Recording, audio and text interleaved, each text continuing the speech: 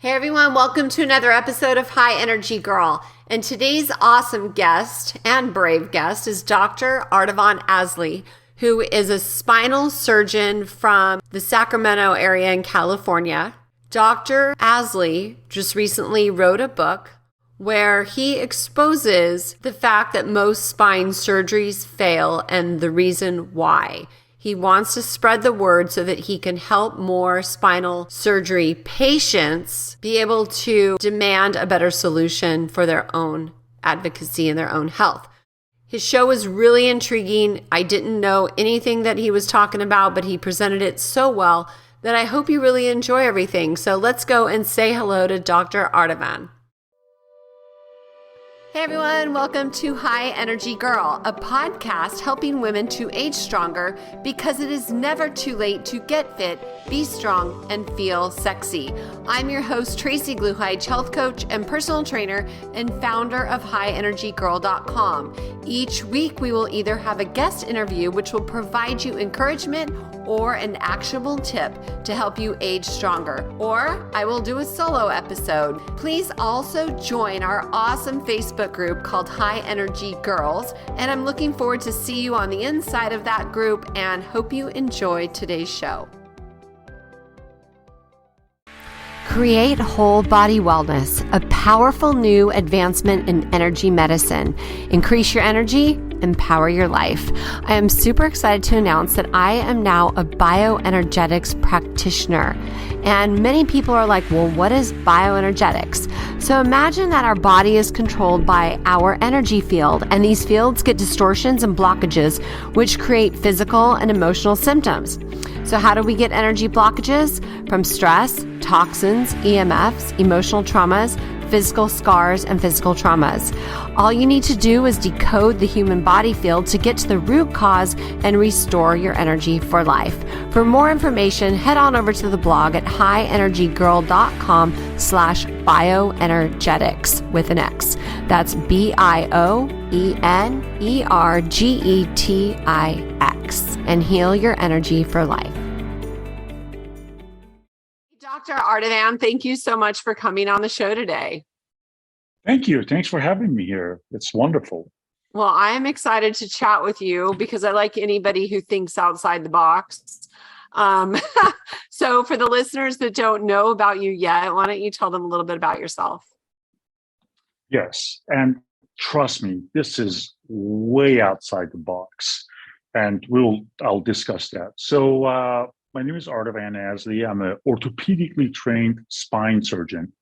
What that means is that I finished medical school. After that, I did a 5 years residency in orthopedic surgery. Then I did a year of fellowship in spine surgery. So and became a spine surgeon. To become a spine surgeon, you can go two routes. One is through neurosurgery, become a brain surgeon. And part of that surgery is working on spine. Or you can become an orthopedic surgeon and then become a spine. So spine surgery is a subspecialty of orthopedic surgery and neurosurgery. Initially, when I finished medical school, I was dead set on becoming a cardiac surgeon, heart surgeon. So I went to general surgery. But the end of my internship year, like literally I was end of my first year of a 10-year grueling residency, they came out with little stents, little springs that they put in the coronaries and keep them open. The second I saw that, I said, oh my God, I got to get out of this, because I was on the path of 10 grueling years of becoming cardiac surgeon, doing one surgery, the bypass surgery. And the alternatives to it was becoming available. So I was like, I got to get out of this. So, and it was a very difficult thing to do. So I switched to orthopedic surgery, did my fellowship in spine surgery, and here I am. I started my practice in 2002. I did my medical school. I went to undergrad in Berkeley. I double majored in Berkeley. Then I went to New York Medical College for my medical school and residency. Then I did my fellowship in Boston in Brigham and Women's and Beth Israel Hospital, parts of Harvard University. And then because my family lived in Bay Area, I wanted to be close to them. So I found a job in one of the suburbs of Sacramento called Yuba City. And I've been in practice since then, since 2002. Wow, that is a great story. And it's nice to have a guest that's from the Bay. Um, but you have a unique approach. So let's go from there. You started in Yuba City doing your spine surgery, but now you're kind of in a completely, you learned a lot along the way. Let's put it that way. Can you tell us about that, please? Correct. And it's kind of interesting because it all started with a simple comment, literally one comment changed the entire course of my life for the better. Do you want to hear the story? Yeah, I do. Yeah. One thing I want to say that before we go any further, everything that I say, that's in my book. I have a book that's coming out in October 18th of this month, so about a couple of weeks. This is my book called Corporate Spine. So what happens is that, I did very well in medical school and residency. I was top of my class in first 2 years in medical school. I got a 3.9 GPA in Berkeley with a double major. So I did very well academically. But when I found a job, I found this job in a small town. I started practicing in Yuba City, and I loved it. I was there wanted to stay for about a couple of years, but then I loved the people. And I had a very good reputation. I think my patients loved me, so I stayed. But there was a stigma about practicing in a small town that I couldn't avoid. It was almost like an unwritten rule or kind of a persona that if you practice in a small town, you're not as good a doctor as the guy who practices in a big town like Sacramento. So if you really want to see a good doctor, you got to go to San Francisco. So that kind of bothered me once in a while, but not a lot. I was able to, say, hey, look, I'm a doctor. I'm taking care of the patients either in Sacramento, San Francisco, or Yuba City. It doesn't matter. I'm taking care of the patients. There was one comment with a surgeon in San Francisco that changed everything for me. I had a patient that needed the surgery, and it was two bad discs in the spine separated by good discs. I said, I'm going to fuse. After doing all the non-operative care, I said, okay, and he wanted surgery. So I said, okay, I can fuse the two vertebrae, leaving the middle one alone. And because patient was workman's comp, so they sent him to another surgeon in San Francisco. And the San Francisco surgeon says, no, we got to fuse all three because the middle one's going to go bad. I said, I totally understand it, but I just, as a spine surgeon, I can't bring myself down to fuse a perfectly functioning disc just because it might go bad in the future. If it goes bad in the future, so be it. So the patient went back and forth, and one time she came back and said, the surgeon in San Francisco said, you either get your surgery done in Yuba City or you get it done right. and that just... That's so arrogant. Oh, I can't stand it. That one comment, it just changed the path of my life. And I'm kind of guy that I always tell people that you learn from everybody. You learn from everything. I'm kind of person that believes all of us, no matter who we are, we have a certain gift. We all are gifted. It's just left for us to find out what that gift is. So I'm the last person. That's probably why my patients are very comfortable talking to me, because, I talk to them at a level, as a friend, not as a doctor who they're coming to see, or a surgeon who they're coming to see. So that bothered me. So that started this whole thing and say, you know what? Then I have to get into research and development to show that even though I practice in a small town, I'm still somebody. I can still contribute. So I started research and development, and that led into something else. That led into something else. That led into something else. It got bigger, bigger, bigger, and bigger. And eventually when I looked back, and I was like, oh my God, this is not good. The state of spine surgery right now is atrocious. And quite truthfully, I am embarrassed, literally embarrassed for my specialty. And this is what happened. So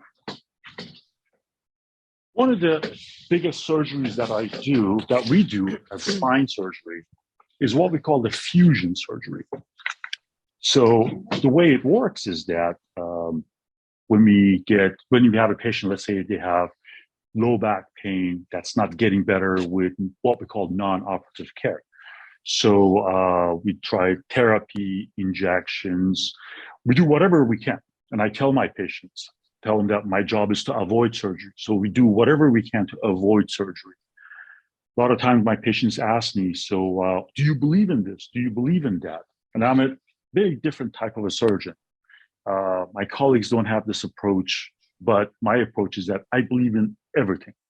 If you find something that works for you, that's all we want. So try it. If it works for you, great. If it doesn't work for you, then hey, we tried it. And then once you finish all of these, then surgeries last. So, but let's say a patient comes in and they've tried everything and they're still in a lot of pain and they decide to proceed with surgery. Because in my world, we do surgery for pain. I cannot look at somebody's MRI and find out how much pain they're in or what's going to happen to them. That's the biggest questions that the patients want to ask me. What's going to happen to them? I don't know. It's like looking to a crystal ball. Whatever scenario you can think of happening to you, I've seen it happen. So let's say we do that, non-operative care, they're not better. Then patient decides to proceed surgery because they cannot live with that pain anymore. So the surgery that we have for an injured disc, what we call fusion surgery. And this is an example of it. You have to go from the front, so you go from the abdomen and the back. You go in, you expose the disc, you take that disc that's injured out and put a spacer here. And you go back, and now we do it through small incisions. You drop screws and lock it with a rod. Now, these screws, what we call pedicle screws, we use these routinely now. It's a screw that gets inserted from the back to the front, and it goes through this bone bridge. We call it pedicle. Got to give you an example of a glass model. So if you can see right here, the screw goes into the vertebral body, and they get connected by a rod and basically locks the two bones together. So what happens is that within the next few months or so, bone goes between the two bones to the middle of that prosthesis or wherever you put your bone graft, and these two bones will become one bone. So, but there's a problem. If you look at the vertebrae right here, or an example of it here, a vertebrae or backbone is like a shoebox. The outside bone is very strong bone. We call it cortical bone. The inside bone, the inside of the vertebrae, is a spongy bone. We call it cancellous bone. It's very weak. Well, that means that if you put a screw into the vertebrae, this screw is holding on to nothing but spongy bone. So when I first started my endeavor, I said, okay, let's identify what's the most important problem in the world of spine surgery. Well, we know that the population is aging. With the aging population, we're having very significant problems with these surgeries. These screws become loose, and patient requires another surgery and maybe another surgery. We call revision surgery. So in the aging population, everybody admits that we have a serious problem. So I wanted to invent a device that actually works better than the screw for the aging population. So what I did, I went and hired two bioengineers. I set up my own lab, wrote the patents, and so we started working on this project. Long story short, and it's all in my book, we came up with this device. This device is a flat plate. I call it ALPS, Aslie laminar plating system. So it's a flat plate that sits against the lamina and uses composite straps to wrap around the lamina. There's a clamp that's built into the base of this, what we call tulip. That's where the rod sits. And it gets tension like a zip tie. Once you do that, There's a screw that comes in and clamps the strap, and this device holds onto the vertebrae very rigidly, holding on to what we call a cortical bone, so outside bone, as opposed to inside bone. I just want to tell you that I presented this device to Congress of Neurological Surgeons, and I won the Innovations Showcase in Congress of Neurological Surgeons in 2015. So wow, congrats. That's big. Yeah, it's huge. So what I'm saying is that I'm legit. So this is not something that I invented and, I'm just happy about it and nobody knows, nobody cares about it. So it's actually got very good reception. Then what happens is that I started studying more, because I just didn't invent this. This has just come to me. This was made over a period of 5 years. So what happens is that to make my device better, I had to go back and study spine in more detail. And as these 5 years progressed, my knowledge of biomechanics of spine got more and more and more and more. I basically went over the literature of spine in almost in entirety. What I found out was absolutely frightening. What I found out was that every paper that came out that about these screws said that these screws don't work. Why do we put these screws in? The reason that we put the screws in to hold the bones together, so we increase the chance of two bones healing together. That's what we learned from orthopedic surgery. In orthopedic surgery is basically treating fractured bones, treating the broken bones, basically. We've learned in that to do that, we have to put them together and hold them together. And that's how the fractures healed the best way, the most efficient way. And actually, as a matter of fact, in 1950s and 60s, we developed this technique called AO, like capital A and capital AO technique. It's a German name because the team that invented it was a German team in Switzerland. They called Angostero osteosynthetica, something like this. And those became principles of what we call rigid fixation of fracture fixation. So we knew that to heal the two bones together, we needed something like immobilization. So these screws became available like mid-1985s or so. And once they became available, we started using it because we knew that we needed some sort of an immobilization. Well, when I did my literature search, I found out few papers, 7 papers, and it was shocking. I'm sorry, 8 papers. 7 said that these screws don't work. They were multinational, multi-center, and they were published in very prestigious journals like Spine. And some of them actually won awards. They said that these screws do not increase fusion rate and do not improve outcome for sure. So I was like, wait a minute, what's going on here? I got to dig a little bit deeper. Well, I found out that there was one paper came out from one guy, one surgeon, that was published in 1993 that said these screws work and works beautifully. So that paper that was published in 1993 became the gold standard. Everybody gravitated to that paper and they got that paper value and then just ran with it. Now, I got to give you a little background story. When these screws became available in 1985 to 1990, everybody started using them. Why? Because they were in line with what we learned from general orthopedics. Why do I say that? And I have a very strong evidence for the statement that I'm making, because one of the most important societies in the world of spine surgery is what we call AO spine. So not only we have AO orthopedics, fracture fixation, but we have a society called AO spine, which is same principles of rigid fixation for spine. So when the screws became available, everybody started using it. The problem is, when I did research, what was happening in 1985, 1990s, there were so many bad results and there were so many lawsuits against the use of these screws. There were about, at some point, there were like 7,000 lawsuits against the manufacturer. And manufacturer's name was this company called Medtronic. Not only lawyers sued the manufacturer, but they sued the doctors too. They sued North American Spine Society and American Academy of Orthopedic Surgeons because they were promoting the use of these screws.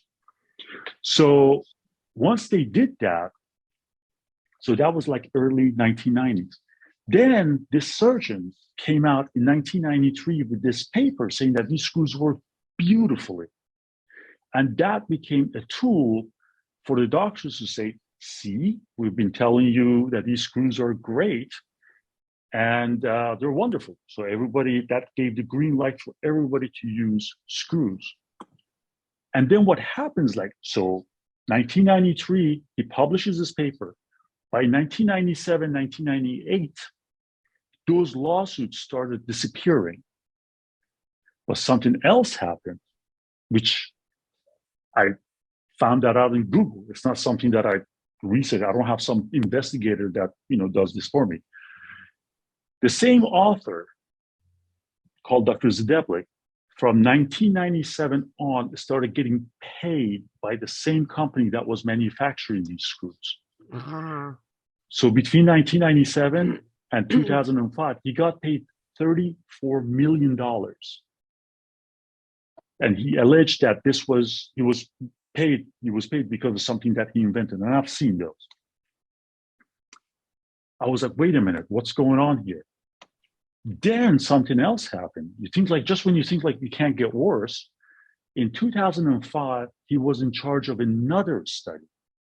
This time he got caught with his results, which triggered a Senate investigation. I mean, this is wide open. This was in, Wall Street Journal, CNN and all that stuff. As a matter of fact, we're talking about the United States Senate concluded that the paper for that 2005 study was written by the company and not the surgeons. It's just crazy. I mean, it's just absolutely like mind-boggling.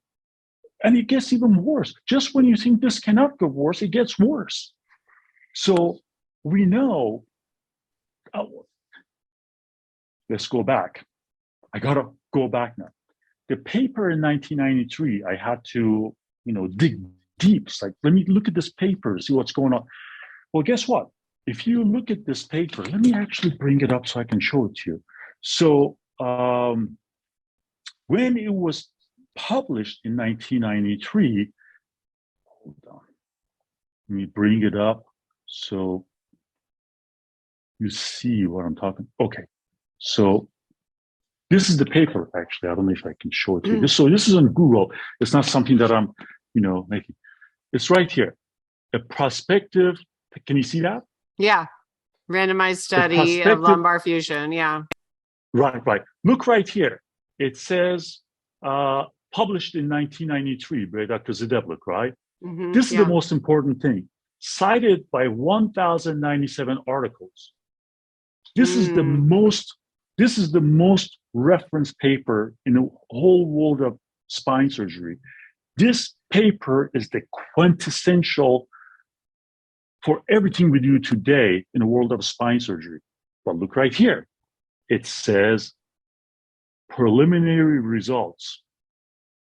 I spent 2 years to find out where is this final result. It doesn't exist. This study was abandoned in the middle. It was never finished.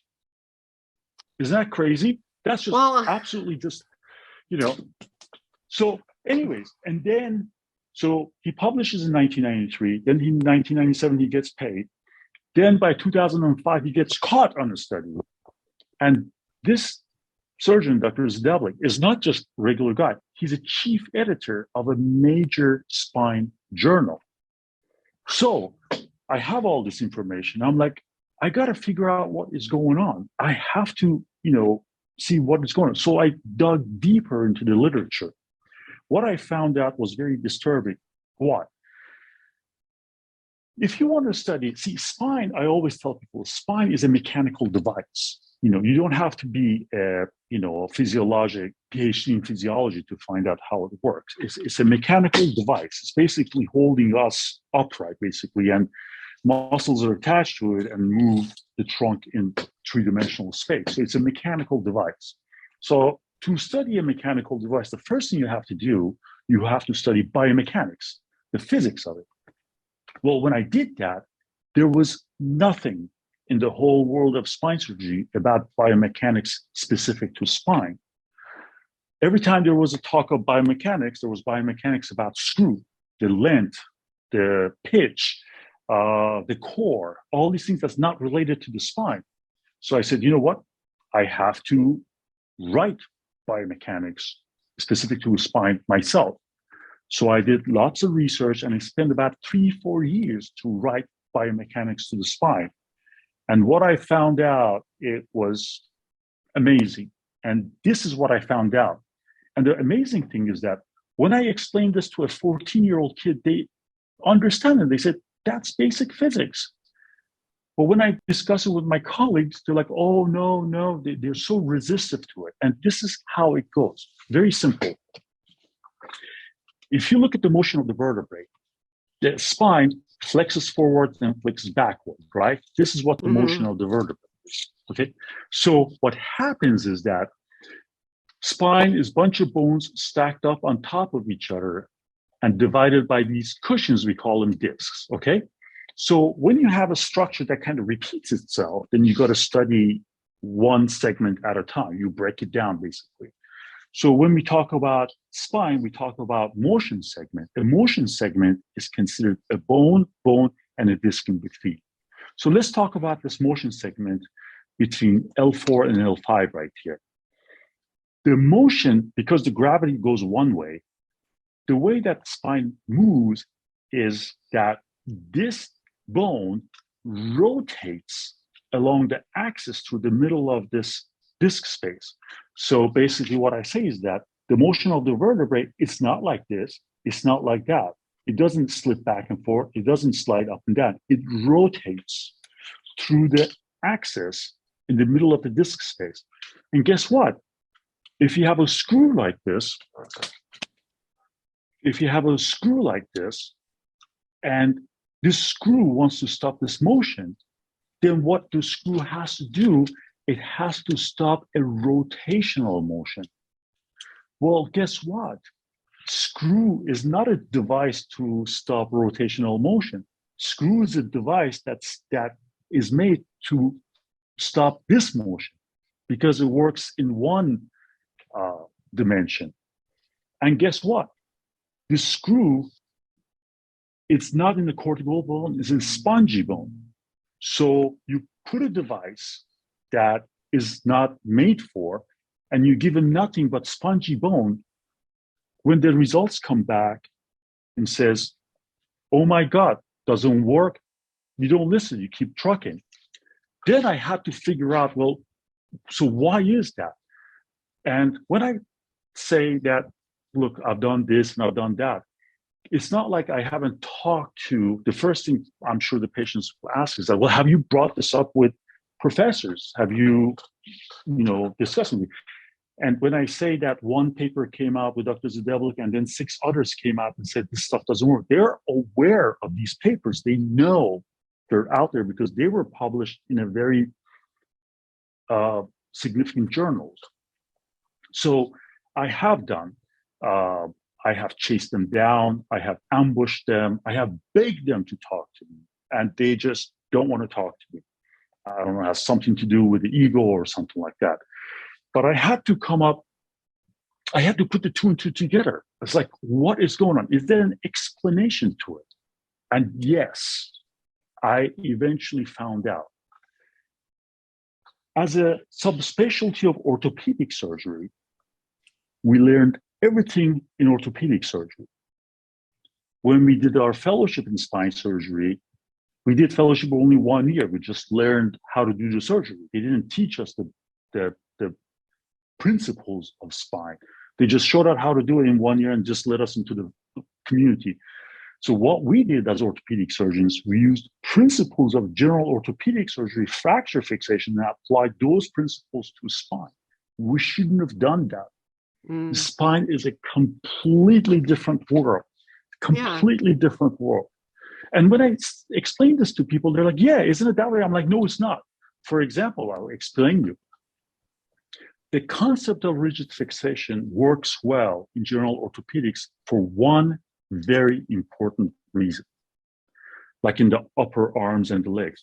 If you have a fracture that you fix, you put the screws and rods or something, whatever you use, but this fracture, let's say, and you know what, I don't think it's very strong, I want to protect it, then you have the ability to eliminate gravity. In the arm, you have a slick, in the legs, you put them in a cast and put the patient on crutches. But guess what? In the spine, you can't eliminate gravity. As soon as the patient gets up, that device gets loaded. As you're doing stuff, you cannot hold the patient in the air. So the way I explain it is that the spine is a completely different. So device that we use for spine should be, the analogy is like when you build a high-rise in San Francisco. If you build a high-rise in an earthquake-prone area, you don't make it stiff. We did that, and that didn't work. So what you do, you make it flexible. You put it on rollers, or so when the earthquake comes, it can shake. And that's the exact analogy that I tell my patients.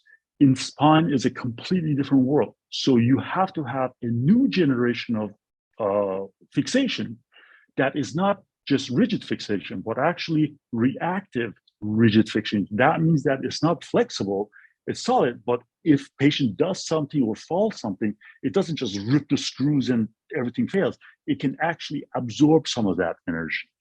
And when I explain to people, they're like, yeah, that sounds about right. But yeah. So did you make something? Did you create something to make it work better?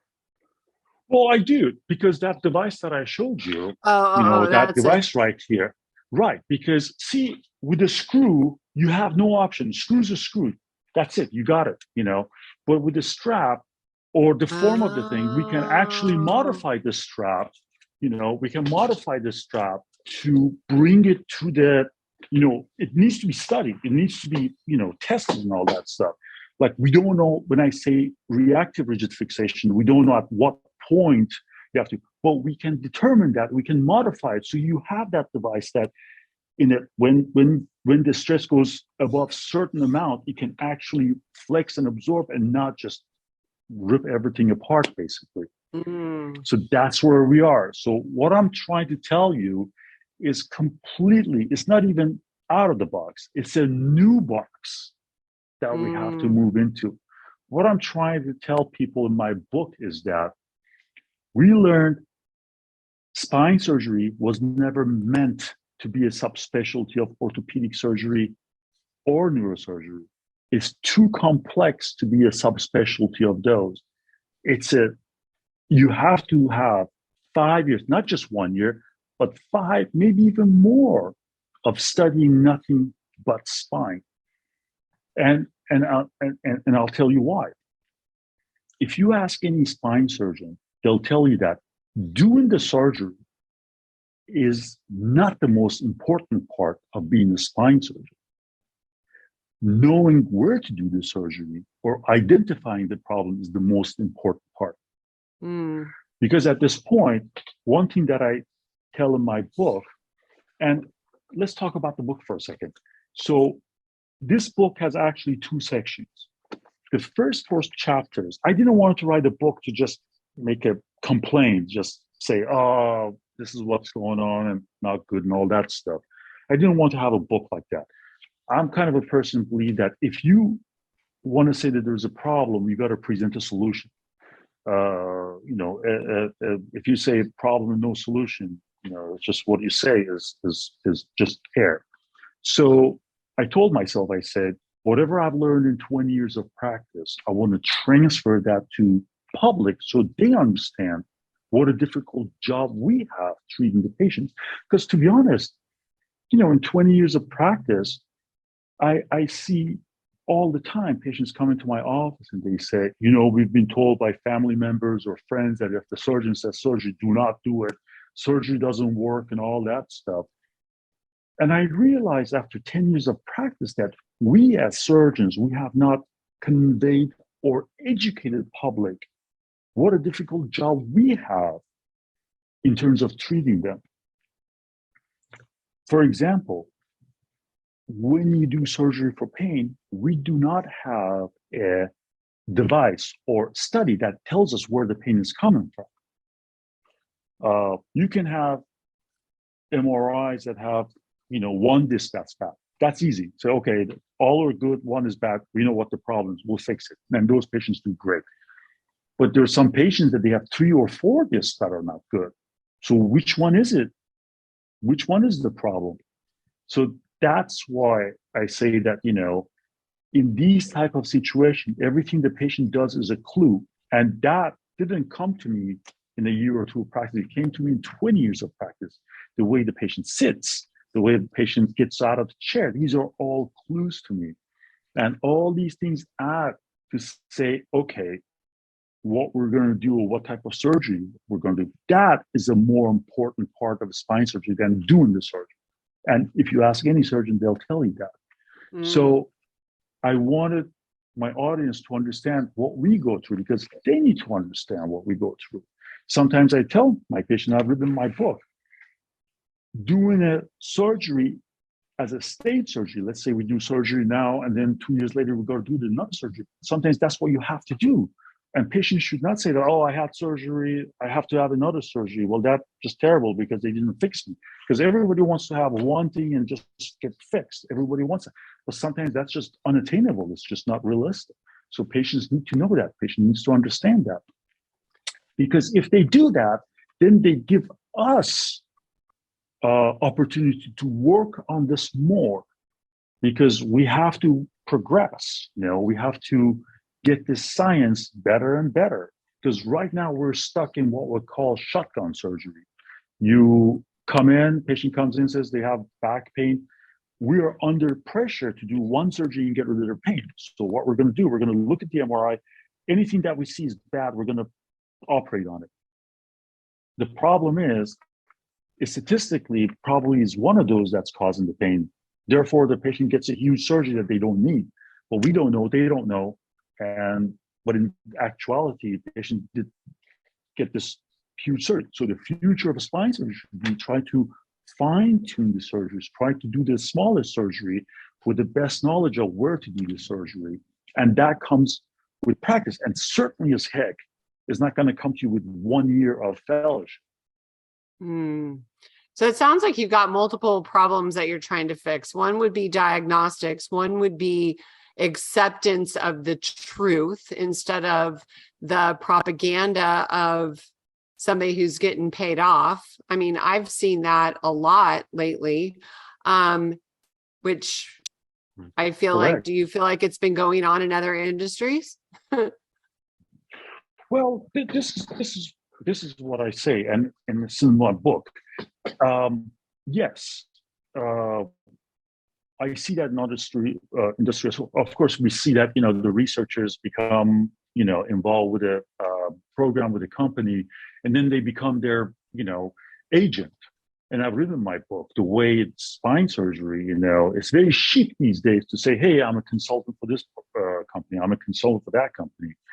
Unfortunately, spine surgery now is the worst of all. And one of the reasons for that is that we truly never sat down and said, okay, let's write down the basics of it. Let's build this house, the basement, the foundation first, and then we count. We just started adding second floor, third floor, game room, try to, hopefully something will work, and it's not working. So we have to go to the principles and start from the beginning.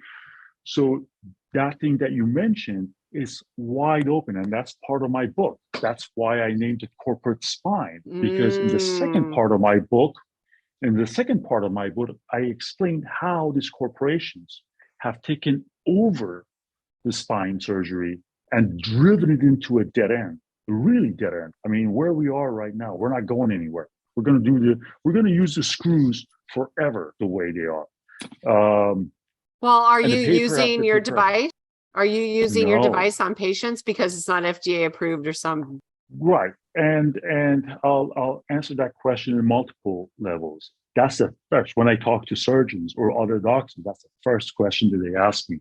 So, are you using the screws? And I'm like, heck yeah, I'm using the screws, and I'm putting the screws in every patient because that's the standard of care. I cannot change the standard of care. If I start doing what I think my own thing, that's when I get into trouble. Because if I do something that's not a standard of care, something happens to that patient ends up in somebody else's office. That's the first thing they're going to say, oh, Dr. Aslie did this. So I have to practice what's the standard of care. But my goal is to have enough knowledge to change the standard of care because standard of care is not working, at least according to our literature, our own literature. And I've gotten up in conferences and I said, and every time I say something, that it's just crazy. It really beyond logic. Every time I say something question about these screws, they want to tear me apart. They want to just rip me into pieces. And it took me 2-3 years to wonder, why are they doing this? What's going on? I mean, as a scientist, you always have to have evidence. You do everything by evidence. That's why we do studies. Well, guess what? The evidence says that the stuff doesn't work. And I've brought this up with many, many of the leaders of the field. I've told them, they know it. They tell me, yes, we know. With research, we've not been able to show with research that these screws work. Well, we know that works, and that's just a statistical glitch. And in the future, we'll publish that one paper that shows they work, and so we're good. That's the answer that I get from everybody. So let's go over one more time. We know it works. We are convinced that it works.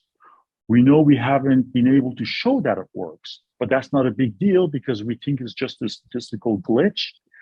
And 3, sometimes in the future, we will find that study that shows they work and we will be fine. Just be quiet. And I tell them that, no, every time you fail to show that it works, you're actually showing that it's not working. You can't just interpret it the other way. Oh, we haven't been able to show, so we'll show it later on. No, you just showed it that it doesn't work. And as surgeons, we're implanting these in patients. I mean, putting these screws is not some benign thing. We're putting it through structures millimeters away from the nerves. I mean, right now, it's been accepted that they're putting them in safe, but it's not that safe. I mean, still get patients here and there, they put screw through the nerve, or you do some sort of a damage that you have to take the patient back and reposition and all that stuff. Now, I haven't even said about the cost of these screws. I mean, not only the screws are expensive, but that's just 1/3 of the equation. To put these screws in, you need a rep in the room, you need a neurological monitoring person. So there's somebody sitting there that they hooked up the patient into the neuromonitoring. So if with the screw you go too close to the nerves, they'll alarm you. They say, hey, there's something going on here, so you have to back off. So you have that. You have a radiological technician, somebody who takes x-rays. And then after you do your surgery, you have to do CAT scan or x-rays or something like that to see if the screws went into the right place. So the cost to the healthcare is multi-level. Now, of course, if they don't heal, you have to go back and do them all again. So it's not a benign thing that we do to our patients. So I tell them, I said, it's our duty to show what we're doing is working. We can't just operate on people, put them at risk, do all these things, and say, hey, we know it's working, but we don't have no evidence for it. We have to be able to show. So I tell these people, I say, no, we've shown that these things don't work. And it's very clear. And I tell them, I said, it's not about me. It's not like you have to believe me or not. I'm not even factor here. Believe the research. If you don't believe the research, why do we do research? so that's where we are now. How frustrating. It must be very, very difficult now that you know. I would assume that's it's a moral thing for you too, that you're performing a surgery and you're in your heart, you're like, this isn't working, but you're like bound to the standard of care. I came from the dental industry and the ADA recommends fluoride, and I'm a holistic health coach, like been studying for a very long time, and I would never put fluoride in my body. And if you did the research on fluoride, you would understand, but because it's standard of care, they have to recommend it. But it's so toxic. Right. And it goes beyond that. My wife was very scared of me writing this book. My wife did not want me to write this book. My wife is actually still worried. She doesn't want to talk about the book. She thinks I'm absolutely. And I told my brother, say, once I found this out, I can't sleep at nights. I don't feel myself as a human, that I can't live with myself. I mean, I have to do it. Whatever comes after, it is what it is. I've done my part, but that's all I can do. Whatever happens after my book that comes out and explain these things, I've done my part.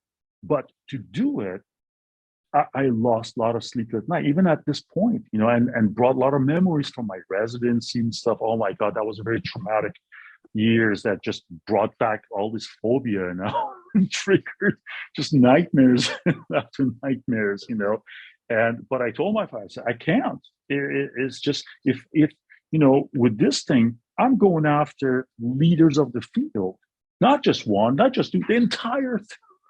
Good. I'm going after the companies that's been proven. But let me explain to you something. Let me show you something. This is not something that I'm saying. This is not something that I came up with. I'm saying this. I was like, oh, Dr. Aslie, just don't worry about it. This is a well-known fact in our world of spine surgery. Let me show you this paper. This is our spine journal. Everything comes here. Look at this article here. I cannot have a hard time. The influence of conflicts of interest on outcome in, I'm sorry, I'm reading backward. In the lumbar disc arthroplasty. Well, what is conflict of interest? That means people are getting paid. This is from our journal. So we know our literature is tainted. We know that. Let me read this article from this. I'm going to read this. That's the article. I'm going to read the passage from right here. Conflicted studies were more likely to report favorable outcomes than non-conflicted. What does that mean? That means the guys that have financial ties say all this stuff works very well for disc replacement. And then right here, it says, and stock ownership were more likely to report favorable outcome. I mean, this is just, what I tell people is that right now, the world of spine surgery is being hijacked by these companies. We know that we cannot rely. I mean, how bad is it that we don't know what to tell our patients? I don't know what to tell my patients. Why?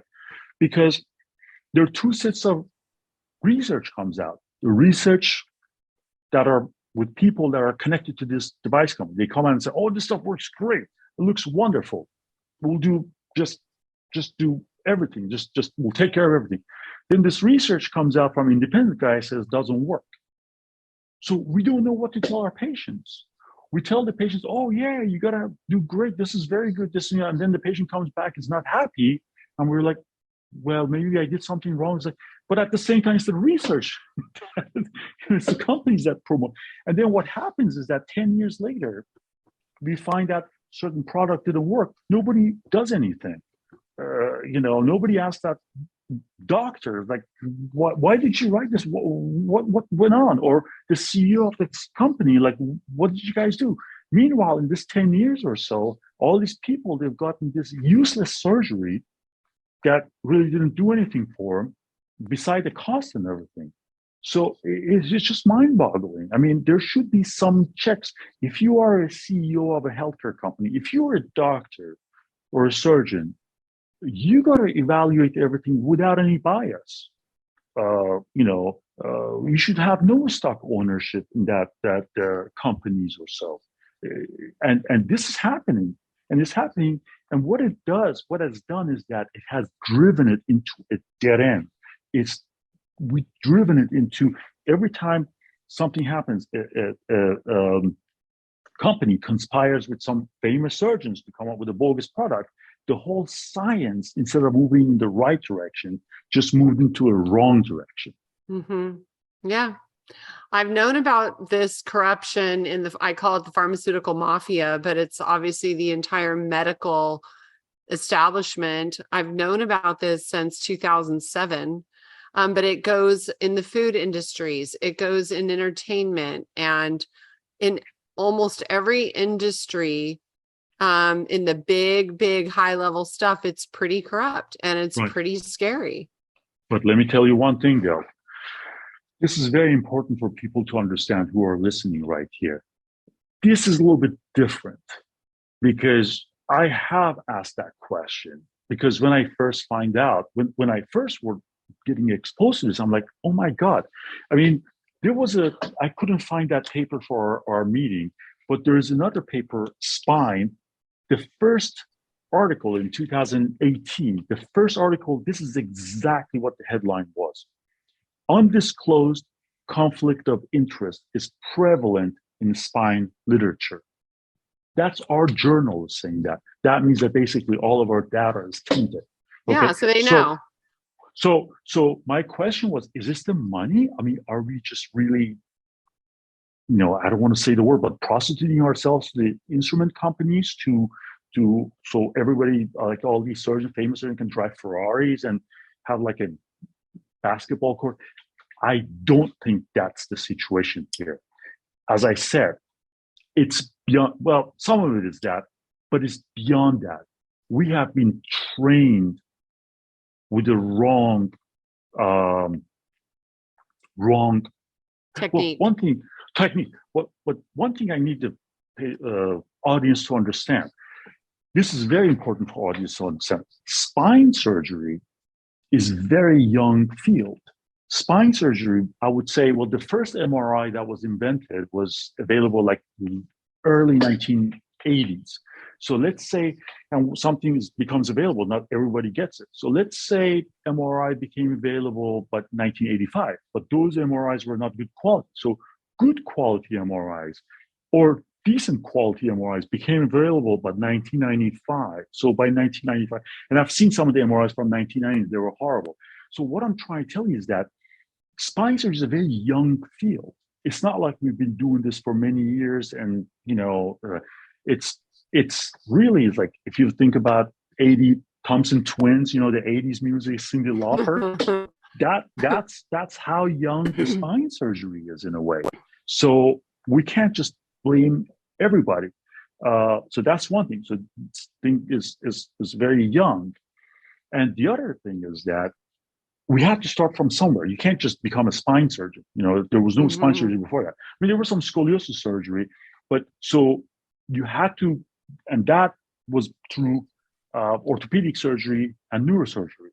So we're just trying to figure things out now. So it's a big concept, because the first thing that they tell me is like, oh, you're a whistleblower. You're a whistleblower. And I hate that notion. I really don't want to be known as a whistleblower. It's a big deal that I tell people that. Why? Because if I'm a whistleblower, that means people did wrong and some people need to go to jail. Why? Because they betrayed public trust. These are the people, our patients, that we got money to do bogus surgeries. It's a good number of people, leaders of the field, big companies, they need to go to jail. But that's not the situation here, because they didn't know. They had the good intention in terms of, they were convinced that they're doing the right thing based on what they had learned.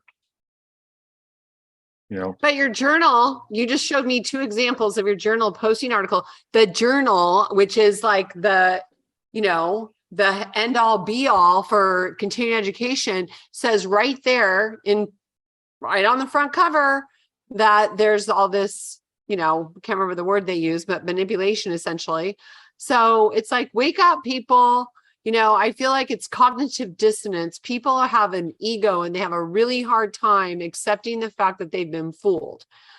My thought Correct. is, you know what, accept it so you can get on the other side of it, find it and then fix it. So That is a big deal. What you just said. That's a very big deal. Is it good and bad? When I started inventing my device, I remember I was working with these two bioengineers, and they were telling me this. They said, "You're going to have a hard time, and this is the reason." Spine surgeons, they believe that if there's something that they did not invent, that means it's junk. So, so that's true in a way. Unfortunately, we as spine surgeons, either orthopedic surgeons or neurosurgeons, we are the guys that we were top of our class. I mean, if you look at my colleagues and stuff, they were all very, very good students. You just don't go through medical school and go to neurosurgery or orthopedic surgery. The only cream of the crop. So cream of the crop goes to medical school, and then cream of the crop on that go to. So we are very proud, and we are, smart surgeons and stuff like that. But sometimes I have to tell myself, I was like, wait a minute, I'm not wrong. I got to look at the evidence. I got to see I cannot just say, oh, I know I'm wrong for nothing, because why? The first 5 years of practice, I was like that. I was like, oh, I'm the surgeon, because that's how I was taught. Oh, you're the spine surgeon. Chiropractic care doesn't work. Physical therapy doesn't work. This doesn't work. That one. The only thing that works is surgery. So that's how I started my practice. And that's written in my book. I explained that. So I was actually taught by my professor that chiropractic care is just worthless. It's just so within the first 5 years of my practice, I realized why they were saying that. And this is the reason. And I write it in my book. Never ask a specialist what they think of other specialists. Because as a spine surgeon, I thought, and every time in 5 years of practice, the patient would come in, I asked him, did you have this? Yes. Did it work? No. Did you have this? Oh, yeah. Physical therapy, worthless, chiropractic care. But that's the problem. I don't see the people who have chiropractic care and got better. They would not come to see me. Why would they come and see me? True. That's a good point. So when never ask a specialist what they think of other specialists, because their people are going to go to the other specialists if they didn't get better with this guy. So in the world of spine surgery, if you ask a surgeon, chiropractic care doesn't work. And I have a lot of chiropractic friends, and I have to defend the surgeons with the chiropractors because chiropractors think surgery doesn't work. So I go to. But you think that also. You think that also because the standard of care for surgery is using the screws. You don't think they work. So you basically are saying post hoc ergo propter hoc. If this doesn't work and this is what we use, then then the surgery doesn't work. Is essentially what I'm hearing you say. No. Okay, I'm glad you asked that. Oh my God, I'm so glad you asked that. That's a very important thing. We have shown, and that's okay. I'm glad you brought that up. That's a very important point, because when I talk to my surgeons friends, they say, screw works great. We're very happy with it. What's your problem? This is the problem. The research doesn't say that the surgery doesn't work. So surgery works. We've been able to show, the papers that came out said that recently, actually in 2008, that the spine surgery works. They followed people, no surgery. They found out the ones who had surgery actually did better. But also they said that you didn't have to make the surgery so expensive. If you didn't have the screws, you still would have gotten the same results as that. That's the important point. So but what do you use instead of the screw? Well, there are some other screws that you can use. They're smaller screws, what we call facet screws. But that's my whole point, is that we have to. Now, I got in a fight one time with a surgeon from Chicago, very famous surgeon. He said, all you're doing, you're promoting your own device. You're no different than the other guys. And that hit me pretty hard, because I'm kind of guy that says, look, I don't want to turn into somebody that I'm disagreeing with. If I'm disagreeing with that guy, I wouldn't want to become like him either, So that hit me hard. And that's when I stopped developing my device, because I was trying to explain to him that It's not the fact that I have my device saying that no, because I was developing my device, I found out what was going on with the screws. So it was the other way around. Plus, Got it. right. Because I was developing it, I was inventing it. I went back and studied screws, and I was like, oh my God. Before that, I had no clue. I was like, oh, I was using the screw. Oh, yeah, no problem. So that's what's going on. And then when I told my surgeon friends that, look, we got a problem with screws, they don't understand why I'm telling them you got a screws. What I'm trying to tell them is that the patients are fine. The patient can get the surgery. They're going to do the same. The research says if you stop using screws tomorrow, patients are going to do the same. That's what the research is saying. So we don't have to make it so expensive. But of course. Oh, I see what you're saying. Okay. Right. Okay. That makes sense. So there's that's so a many lot levels. Yeah, there's so many levels that in this talk that we're talking today. There's so many levels that are involved, and I explained in my book, step by step, what I mean. So I know it's too much, and not only that, not only the book, there are 8 chapters, but I made some videos. That in the videos I explain. So if somebody reads the book and doesn't understand, or they don't want to read the book, they can just listen to my videos, and I explain to them what I'm trying to do, what we're here to do, what has happened so far, basically. Cool. Well, how can they find your book, doctor? And it comes out October 18th. Yes, October 18th. I know definitely in Amazon. It's, as I said, the name is Corporate Spine. It's about $25 for the paperback and $10 for the Kindle. So I try to write it as easy as I can. And of course, I got the video to explain. And I really want the patient to understand is that we are trying our best. We're not a bunch of crooks. Right. The leaders of the field, they're not crooks, but they have been taught the wrong way. We have used wrong principles. And I'm coming out saying like, no, we should not go that way. We got to go this way. That's what's going on. Yeah, I hear what you're saying. And I also want to say, please, with your device, if you believe that it's going to help the patient more than what is currently available, if your heart says this is going to help the patients better, don't let anybody make you feel bad about it. Don't let any naysayer give you a hard time. I mean, to me, it's like it's all about the patient. And everybody else has their ego. And if they're not living in their heart space, if they're living up here, they're just going to have all of that negative vibration stuff, all of the doubt and the fear and the anger and the frustration and judgment. If they're here, they care about helping people and what's going to give them the best result. And they're so jealous, like we talked about already.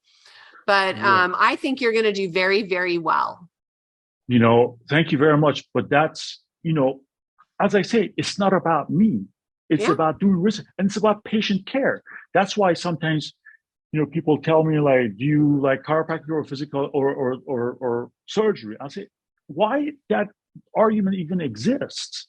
It's about taking care of the patient. If the patient gets chiropractic, it gets better, we're good.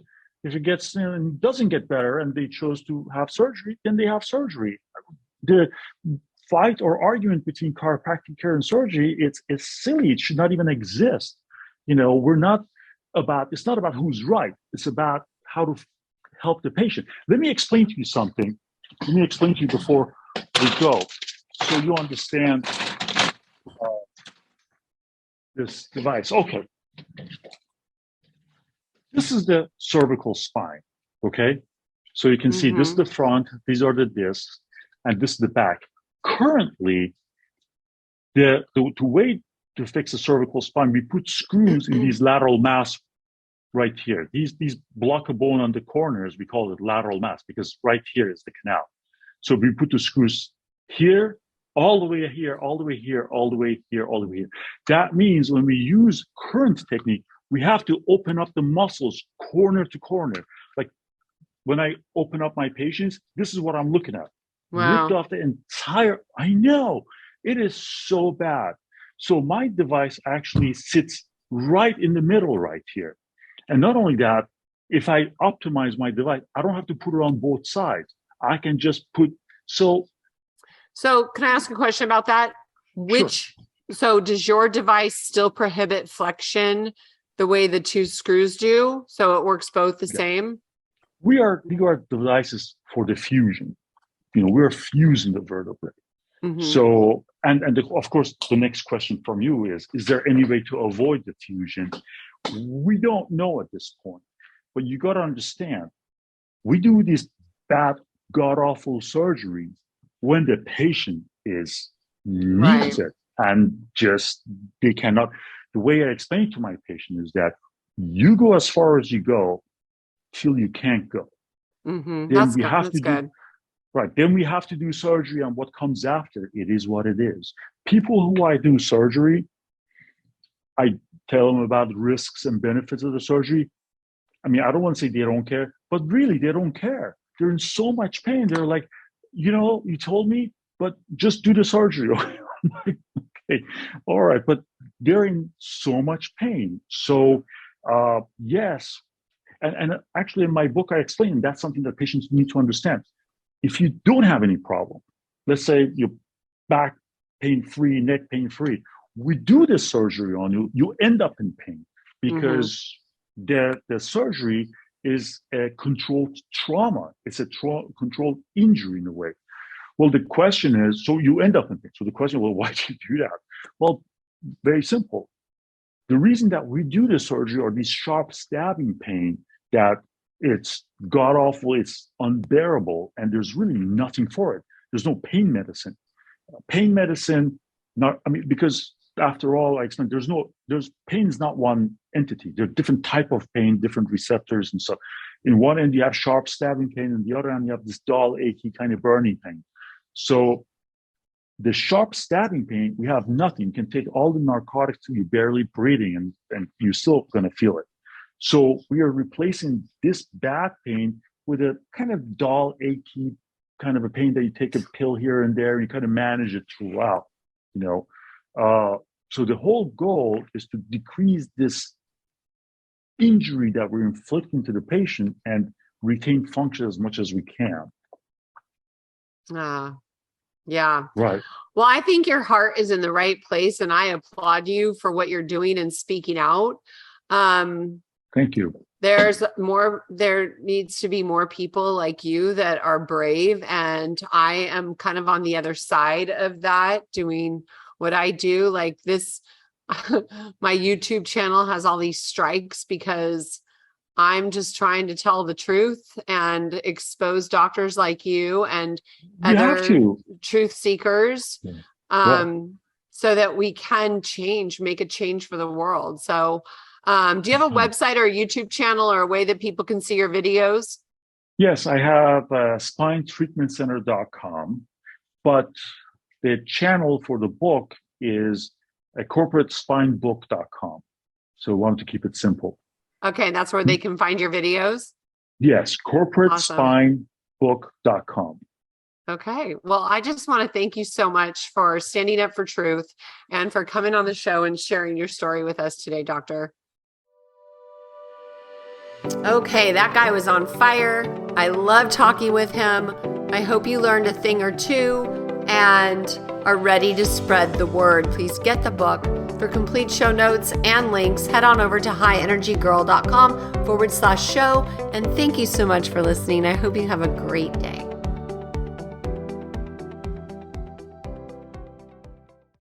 This podcast contains the opinion and thoughts of its host and guests. It is intended to provide helpful and informative material on the subjects covered. All statements made on the podcast have not been evaluated by the FDA and are not intended to diagnose, treat, cure, or prevent disease. If the listener requires professional assistance or advice, please contact your personal medical doctor. Both host and guest specifically disclaim any responsibility for any liability, loss, or risk, personal or otherwise, which is incurred as a consequence directly or indirectly of the use and application of any of the contents of these episodes. Like I said, this is my opinion and I could be wrong.